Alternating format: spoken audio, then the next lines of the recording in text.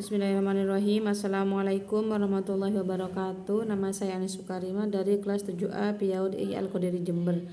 Baik, saya di sini akan sedikit menjelaskan tentang biografi Kiai Ahmad Muzaki Syah. Yang pertama di sini tentang kelahiran Kiai Ahmad Muzaki Syah. Lahir di Desa Kedaung, Kecamatan Patrang, Kabupaten Jember pada hari Ahad Manis, tanggal 9 Agustus 1948.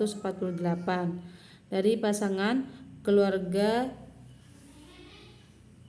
Sakinah Kiai Haji As'ad Syaha dengan Nyai Hajah Fatimahuz Zahra binti Kiai Syadali. Beliau memiliki 2 orang putra dan 1 orang putri. Yang pertama Kiai Taufikur Rahmani, yang kedua Nyai Hajah Helmi Mufidah, dan yang ketiga Kiai Fadil Muzaki.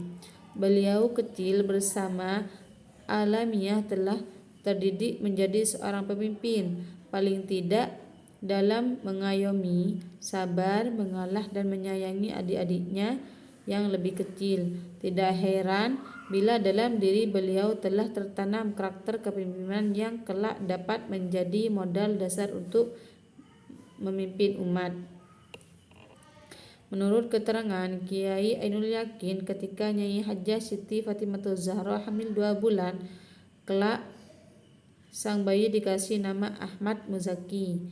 Kiai Ahmad Syaha tidak pernah telat menghatamkan Al-Quran seminggu sekali, menghatamkan kitab Nur Burhan, kitab Manaqib Syekh Abdul Qadir Jailani tiap subuh, dan khusus tiap malam Jumat beliau menyembelih ayam untuk dzikiran manaqib bersama para tetangganya, padahal saat itu ekonomi beliau sangat memperhatikan. Semasa hidupnya, Kiai Ahmad Syaha adalah seorang yang gemar bersedekah meskipun beliau sendiri hidup dalam kekurangan. Beliau juga seorang yang sabar dan sangat penyayang pada siapapun, terutama pada para tamu dan tetangga. Dalam hati beliau tidak pernah punya rasa benci pada siapapun. Konon karena kegemarannya dalam bersedekah itulah putra beliau diberi nama Muzaki, dengan harapan agar kelak si anak menjadi seorang yang dermawan dan gemar bersedekah. Selanjutnya di sini ada tentang pendidikan. Kiai Ahmad Muzaki Syah dan adiknya Kiai Mahsun Syah pada masa mudanya hidup dalam suasana lingkungan yang harmonis dan agamis hingga beliau berdua dewasa.